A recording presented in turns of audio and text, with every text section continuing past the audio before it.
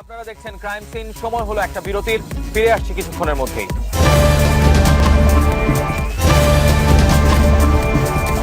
দর্শক স্বাগত আরো একবার, আপনারা দেখছেন ক্রাইম সিন। বিভিন্ন অজুহাতে গার্মেন্টসের নারী শ্রমিকদের জিম্মি করে নির্যাতন করত মোহাম্মদপুরের ঢাকা উদ্যান এলাকার মাদকসেবী বখাটেরা। তাদের এসব অন্যায় অবিচারের প্রতিবাদ করতেন স্থানীয় আওয়ামী লীগ নেতা সোহেল রানা বালি। কিন্তু তার এই প্রতিবাদী কাল হয়ে উঠল তার জীবনে। বখাটেরা বালিকে হত্যা করে। এ ঘটনায় মোহাম্মদপুর থানায় 5 জনের বিরুদ্ধে একটি মামলা দায়ের করা হলেও পুলিশের আন্তরিকতা নিয়ে প্রশ্ন তুলেছেন নিহতের স্বজনেরা। রাজধানীর মোহাম্মদপুর থানার ঢাকা উদ্যানে গত 23 আগস্ট রাতে সোহেল রানা বালিকে কুপিয়ে হত্যা করে এলাকার বখাটেরা।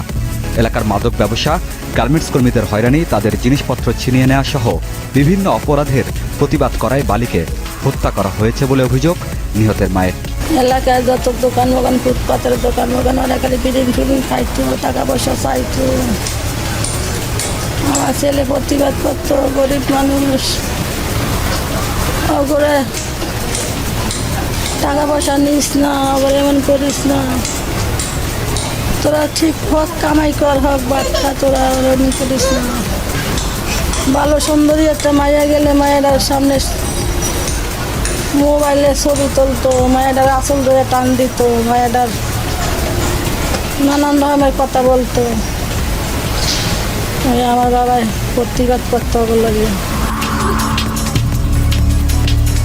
স্বামীকে হারিয়ে ছোট সন্তান নিয়ে দিশেহারা বালির স্ত্রী, স্বামীর হত্যাকারীদের বিচার চাইলেন তিনি। ছেলেটা আমার তো কেউ নাই, আমার ছেলেটা তো দেখতে হবো, আমার দেখে দিব মাইসে, আমার ছেলেটা আমি কি করে খাম, বিচার আপনারা করে দিবেন। ঢাকা উদ্যানের এই বাড়িতে মা বাবার সাথে ভাড়া থাকেন গার্মেন্টস কর্মী শ্যামল আক্তার। ঘটনার দিন 23 আগস্ট বিকালে এক আত্মীয়ের সাথে কথা বলছিলেন তিনি। এ সময় স্থানীয় বখাটে বাড়িতে প্রবেশ করে অসামাজিক কাজ হচ্ছে এমন অভিযোগ এনে তাদের ওপর নির্যাতন শুরু করে। এ সময় খবর পেয়ে ঘটনাস্থলে উপস্থিত হন বালি। অনেক ছেলেরা বের হয়ে গেছে, ঠিক আছে। বের হয়ে যাওয়ার পরে মনে করেন যে আমরা চিল্লাচিল্লি করতেছি, হালকাও করতেছি সবাই। তারপরে 1-1.5 ঘন্টা পরে সোহেল ভাই আসলো। পরে ওকে বলতেছে যে তুমি এখান থেকে চলে যাও। পরে ও যাইতেছে না যাইতেছে। ওর বন্ধু বান্ধব ছিল, পরে বাড়ি নিয়ে গেছে। ওরে নিয়ে যাওয়ার পর চিল্লাচিল্লি করছে। চিল্লাচিল্লি করার পর একটা লোক ছিল, আমি চিনি না, এখানে কালো একটা লোক ছিল, অনেক মোটা কাটা, লম্বা, পান খায়। এরে জিজ্ঞেস করতেছে ভাই এটা কে? সোহেল ভাই জিজ্ঞেস করতেছে, বলতেছে এটা আমাদের ভাই বেড়াদা, থাক কে কিছু হবে না, তুমি এখানে যা করতে আসো ওইকে মিলে দিয়ে যাও বা। তার 1 ঘন্টা পরে শুনছি যে সোহেল ভাই মারা গেছে, এরে মেডিকেল নিয়ে গেছে। বখাটেরা বালির ওপরও ক্ষিপ্ত হয়ে ওঠে। তাদের শাসন করে নিজ বাসায় ফেরার পথে রাস্তায় বালিকে কুপিয়ে মারাত্মক আহত করে বখাটেরা। সোহেল বজরুলে বুঝাইতে আসলো, বজরুল তখন কইতে আছে কি তো লয় কি বুঝাবো, ঠিক আছে। এই করে বজরুল একটা ঘুষি দিছে সোহেলরে ঘুষি দিছে। সোহেল তখন বাইরে এসে তখন ডাক দিছিল, একটা শিক্ষা দিছে, ওই শিক্ষাটাই দিতে পারছে, শরীফে কোপটা দিয়ে দিছে। মারাত্মক আহত অবস্থায় মাটিতে লুটিয়ে পড়েন বালি। পরে হাসপাতালে নিয়ে যাবার সময় পথেই মারা যান তিনি। ছুরি মারা পরে এখানে এসে পড়ে গেছে, পড়ে যাওয়ার পর আর বন্ধুরা ধরে তাড়াতাড়ি হাসপাতালে নিয়েছে। সিএনজি এখান থেকে রিক্সা রয়েছে, রিক্সায় পরে বেরিবাদের উপরটা, তারপর সিএনজি লইছে। হাসপাতালে যা সারতে পারেনি, তার আগে উনি মারা গেছে। এ ঘটনায় বালির পরিবার থেকে মোহাম্মদপুর থানায় মামলা করা হয়। স্বজনরা জানায় বালি মারা যাবার সময় ঢাকা মেডিকেল এলাকা থেকে 2 অভিযুক্তকে ধরে পুলিশে সোপর্দ করা হয়। কিন্তু এরপর 1.5 মাস পেরিয়ে গেলেও আর কোনো আসামিকে পুলিশ গ্রেফতার করতে পারেনি। পুলিশ এখন পর্যন্ত কাউকে ধরতে পারে নাই। ওই যে 2 জনকে আমরা ধরে দিছি হাসপাতাল থেকে, ওই 2 জনই আছে, এখনো কোনো আসামি ধরতে পারে নাই। বালির খুনিদের গ্রেফতার ও মামলার তদন্তের অগ্রগতির বিষয়ে মোহাম্মদপুর থানায় গেলে কোনো কর্মকর্তা এ বিষয়ে কথা বলতে চাননি। পরে পুলিশের গণমাধ্যম শাখার উপ পুলিশ কমিশনার জানান, এই মামলায় মোট 2 জন আসামি জেলে আছে। বাকি আসামিদের গ্রেফতারে পুলিশের অভিযান অব্যাহত রয়েছে। ঘটনার রহস্য উদ্ঘাটিত, 2 জন আসামি অলরেডি অ্যারেস্ট আছে পুলিশের কাছে। বাকি আসামিদেরকে ধরতে পারলে মামলাটি আমরা চার্জশিট দিতে সক্ষম হব বলে আশা করছি। 1.5 বছরের এই অবুঝ শিশুকে নিয়ে নিহত বালির স্ত্রী এক কঠিন সময় পার করছেন। অন্যায়ের প্রতিবাদকারী স্বামীকে হারিয়েছেন তিনি। পরিবারটি কি ন্যায় বিচার পাবে, সে প্রশ্ন এখন সবার। দর্শক আপনারা দেখছেন ক্রাইম সিন। সময় হলো একটা বিরতির, ফিরে আসছি কিছুক্ষণের মধ্যেই।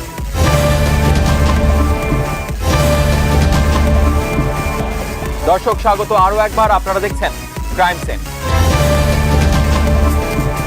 স্ত্রীকে তালাক দেওয়ার জন্য পরিবারের অন্য সদস্যদের ছিল অব্যাহত চাপ। সেই চাপ সইতে না পেরে আত্মহত্যা করেন মাসুদ রানা। আর মাসুদ রানার মৃত্যুর পর তার স্ত্রী এবং 2 কন্যা সন্তানকে পথের কাঁটা ভেবে তাদেরকেও হত্যার পরিকল্পনা করা হয়। সেই ছক অনুযায়ী স্ত্রী এবং 2 কন্যা সন্তানকে খাবারের সাথে বিষ মিশিয়ে হত্যার অভিযোগ উঠেছে মাসুদ রানার পরিবারের বিরুদ্ধে। এই ঘটনাটি ঘটেছে সিরাজগঞ্জের সলঙ্গা থানার একটি গ্রামে। এই ঘটনায় মাসুদ রানার বাবা এবং ভাই সহ 7 জনের বিরুদ্ধে মামলা করেছেন মাসুদ রানার শ্বশুর।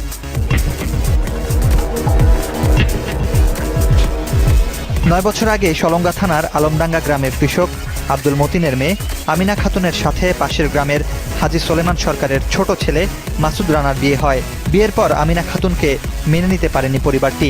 তার উপর আমিনা পরপর 2টি কন্যা সন্তান জন্ম দেয়ায় অত্যাচারের মাত্রা আরও বেড়ে যায়। 1-1.5 বছর ভালোভাবে চলছে। চলার পরে আমার ওই বোনের জামাইকে চরম প্রকার টর্চারিং করে, আমার এই বোনকে ছেড়ে দেওয়ার জন্য। এক পর্যায়ে আমিনাকে তালাক দেবার জন্য পরিবার থেকে মাসুদ রানার উপর চাপ প্রয়োগ করা হয়। মাসুদ রানা এতে রাজি না হলে স্বামী স্ত্রী দুজনের ওপরে নেমে আসে নির্যাতন। আর এই অবস্থা সইতে না পেরে মাসুদ রানা বিষপানে আত্মহত্যা করেন। বড় ভাই আর মেজো ভাই আর তার বাপ ধরিয়া তাকে মারপিট করে, যথেষ্ট পরিমাণে মারপিট করলি ভাই। তখন তার ঘরের মধ্যে আসলে ট্যাবলেট, সে তার ব্যবসা করে, তার ব্যবসা করে, ট্যাবলেট ছিল, সেই গ্যাস ট্যাবলেট খায় মারা যায়। ঘটনা ধামাচাপা দিতে গ্রাম্য সালিশ বসে।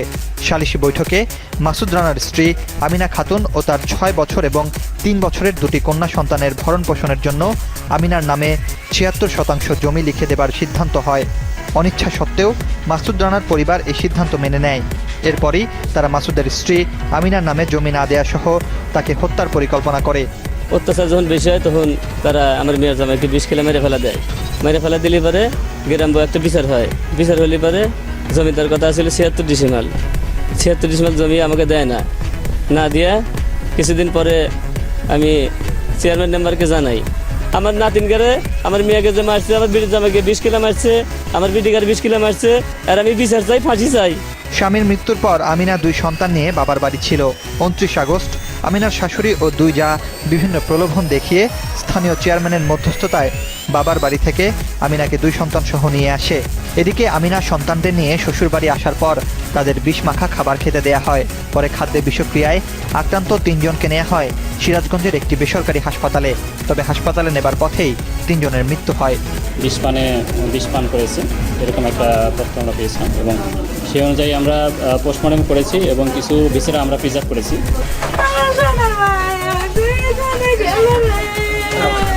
নিহতের স্বজনদের অভিযোগ, জমি জমার বিষয় নিয়ে রানা সরকারের পরিবারে দীর্ঘদিন ধরেই বিরোধ চলছিল। এরই জের ধরে হত্যার ঘটনা ঘটে বলেও অভিযোগ তাদের। ওরা তো 4 জন আজরাইল আছে, আমি তো তা জানি না যে আমার মাকলি ওরা 20 কিলো আত্মহত্যা করে মারবি। আমার মাক মারলো কিন্তু আমার লাঠি 2 লোক মারিয়ে দিল। আমার মেয়ের জামাক মারলো 2 মাস আগে। অভিযুক্ত আমিনার ভাসুর শহীদুল ইসলামের কাছে ঘটনার বিষয়ে জানতে চাইলে তিনি বিষয়টি এড়িয়ে যান। আসলে কি হয়ে মারাইতে বলছে ডাক্তার বলছে কি খেলেছে তা তো আমি বলতে পারবো না। ডাক্তার কি বলতেছে? ডাক্তার বলতেছে বিষ খেয়েছে। পুলিশ জানায় হত্যার ঘটনায় জড়িত অভিযোগে আমিনার ভাসুর শহীদুল ইসলাম এবং দেবর মানিক হোসেনকে আটক করে রিমান্ডে এনে জিজ্ঞাসাবাদ করা হচ্ছে। প্রাথমিক তদন্তে পুলিশ হত্যার সত্যতা পেয়েছে বলে জানান। তাদের যে অভিযোগের প্রাথমিক সত্যতা আছে, আমরা তদন্ত শেষে আরও পরিষ্কার হব যে এটা পুরো বিষয়টা কি। এই হত্যায় জড়িতদের বিচারের ক্ষেত্রে আইনি সহায়তা দেবার আশ্বাস দিলেন সিরাজগঞ্জ জেলা জজ আদালতের পিপি। এটা একটা সিরাজগঞ্জের বিরল ঘটনা। এই ঘটনার ন্যায্য বিচারের জন্য আমরা এই সংগঠনের পক্ষে থেকে অবশ্যই তাকে আর্থিক, আইনগত এবং সামাজিক সর্বপ্রকার সহযোগিতার ক্ষেত্রে আমরা করব ইনশাআল্লাহ।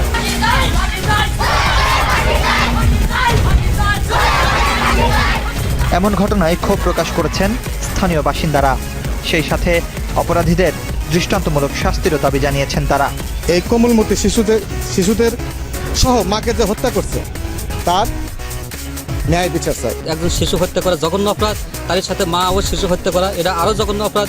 এই জঘন্য অপরাধের আমরা বিচার কামনা করি। অবিলম্বে আসামিদের গ্রেপ্তার করে তাদের বিচারের দাবি করছি। পারিবারিক বা জমি জমা নিয়ে বিরোধ কম বেশি সব পরিবারেই থাকে।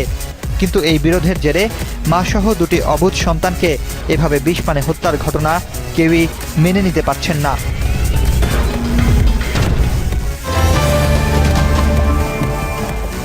আপনি আমি সচেতন হলেই সমাজ থেকে অপরাধ প্রবণতা অনেকাংশে কমিয়ে আনা সম্ভব। প্রতি সপ্তাহেই আমরা আপনাদের জানিয়ে দিই এমন একজন আসামির নাম যাকে খুঁজছে পুলিশ। এই সপ্তাহের আসামির নাম আমির হোসেন, পিতা এমদাদ হোসেন মৃধা, গায়ের রং শ্যামলা, উচ্চতা 5 ফিট 5 ইঞ্চি, বয়স 30 বছর। রাজধানীর ধানমন্ডি থানায় গাড়ি চুরির মামলার আসামি সে। মামলার নাম্বার 9-12-02-11। যোগাযোগ করতে পারেন 017-133-73171 অথবা 017-133-98335 এই নম্বরে। যমুনা টেলিভিশন সবসময় আপনার পাশে আছে।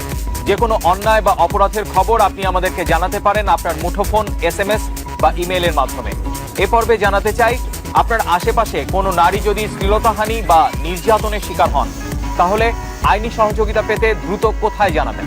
দেশের কোনো স্থানে যদি নারী নিপীড়নের কোনো ঘটনা ঘটে, সেক্ষেত্রে সামাজিকভাবে এই বিষয়টা প্রতিকারে এগিয়ে আসাটা কর্তব্য বলে আমি মনে করি। পাশাপাশি local police station, additional SP তাদেরকে অবহিত করলে এই বিষয়ে তারা দ্রুত পদক্ষেপ গ্রহণ করবে। যদি কোনো কারণে সেখানে রিস্ক করতে কোনো সমস্যা হয়, আমি মনে করি যে বাংলাদেশ পুলিশের যে কন্ট্রোল রুম আছে, কন্ট্রোল রুমের এই বিষয়ে অবহিত করলে কন্ট্রোল রুম থেকে সংশ্লিষ্ট জুরিসডিকশনের OC কিংবা সিনিয়র অফিসারকে এই বিষয়ে জানাবে এবং তারা দ্রুত ব্যবস্থা